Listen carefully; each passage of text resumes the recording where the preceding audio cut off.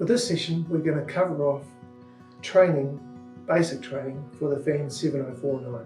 The fan 7049 is a basic heat transfer controller, and the 7049, you can see on the back here, there's the part number for it there, fan 7049. It's quite often called the fan 7194. That's the official part number for the kit, including the box. This product is double insulated. It has a bunch of connections on the back here. We've got a neutral connection, a live connection, a 1, a 2 and a 3 connection. We have another connection here which shows 0 to 10 volt, another connection here showing ground, another connection showing ground B, and another connection here showing an NTC termination.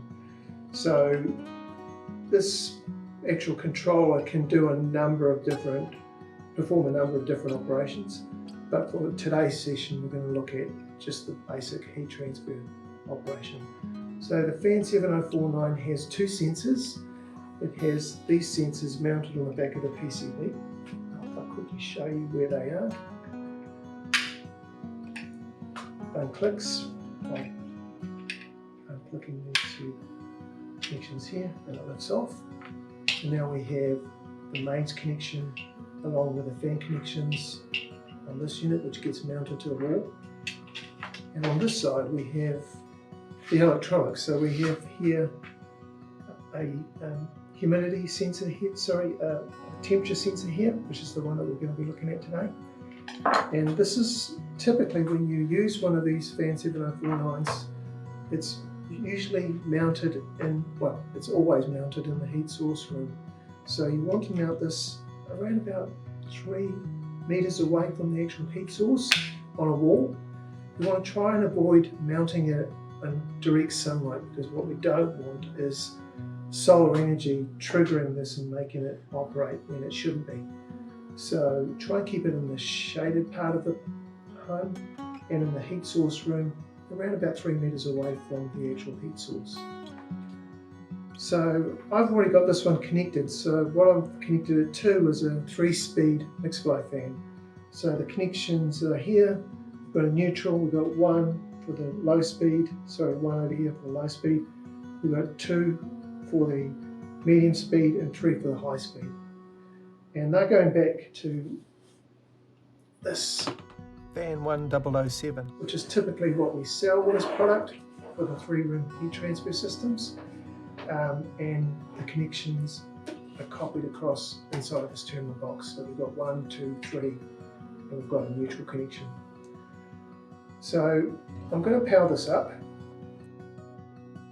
So typically the connections are done first. So you'd wire this into a flush box. It'll fit a standard New Zealand flush box. You put the wiring in through the back of the flush box, wire it in as you see here with a neutral, a live, and the connections to the fan, just to the right of those there, 1, 2 and 3. And then you mount this into the flush box using 2 screws to hold it in position. With it in the flush box, you can then clip the front on. So the front just clips on like that. And now we have the unit fully connected, powered up, turn it on.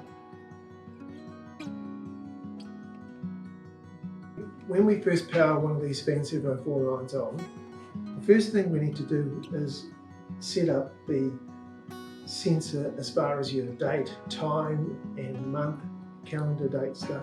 That you need to have those set up so that you can see what date it is, etc. So to do that, we're going to press this button to the right of the power button, and we're going to hold that button down for a few seconds. So if I press and hold that down, okay, so now the first thing that's popped up there is the time. So it's saying 12:03, so we're going to, at the moment, time here is 11:23. So if I just bring that down 1 to 11, you can see there, and accept that, press that button there. Now it's moving on to the minutes. So I'm going to go up using the up arrow key to take it to 23.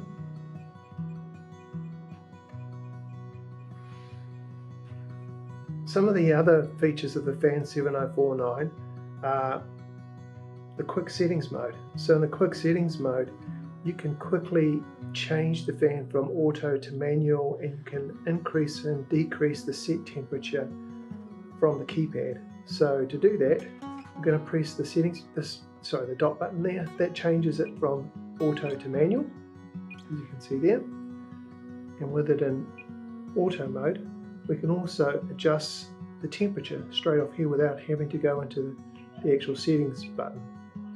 Now I can bring this down to be below the room temperature and switch the fan on. I can also increase it, switch the fan off.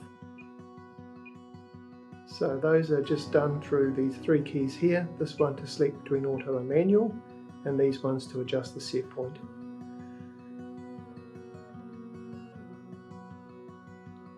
Now it's set to manual to operate at full speed, but it's still relying on the set temperature to be below the room temperature. So if I now go press settings, press enter, press enter, press enter, and change this down to be below set temperature, room temperature, the fan will run on medium speed, on manual speed, and high, low or medium speed. So to do that, I'm going back into settings, pressing enter. I'm pressing enter because it's already on manual.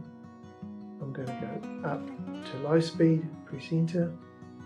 My set temperature is below my room temperature, so it should come on, press enter. And now it's running in low speed.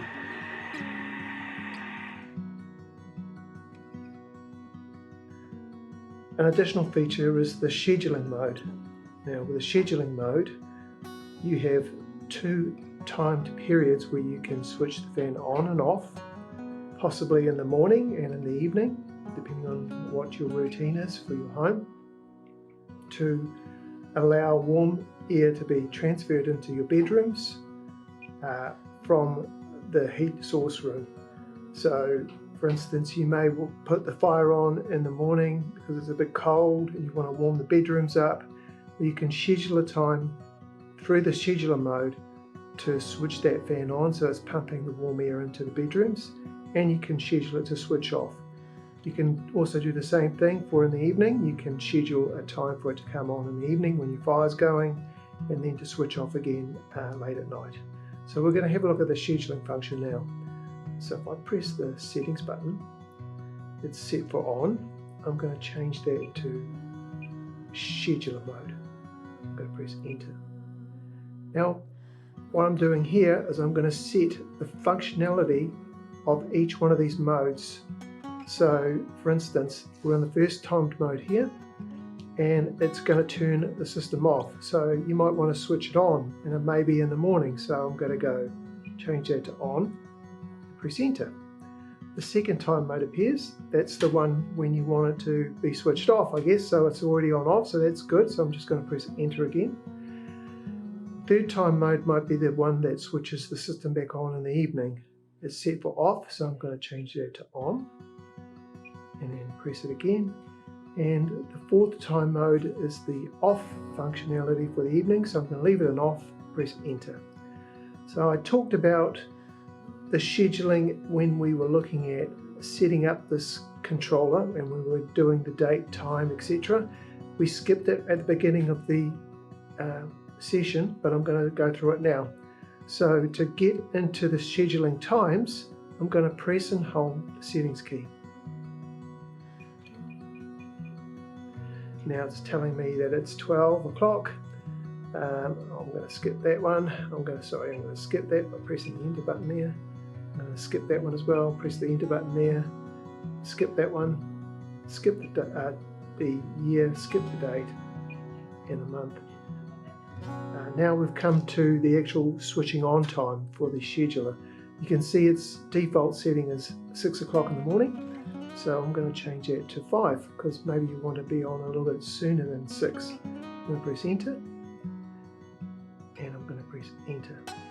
And now it's giving me the off time, and I'm going to make that, I'm going to leave it at 9 because everyone should be out of the house by 9 and the rooms should be pretty warm if the fire's been going. So I'm going to press enter and I'm going to press enter.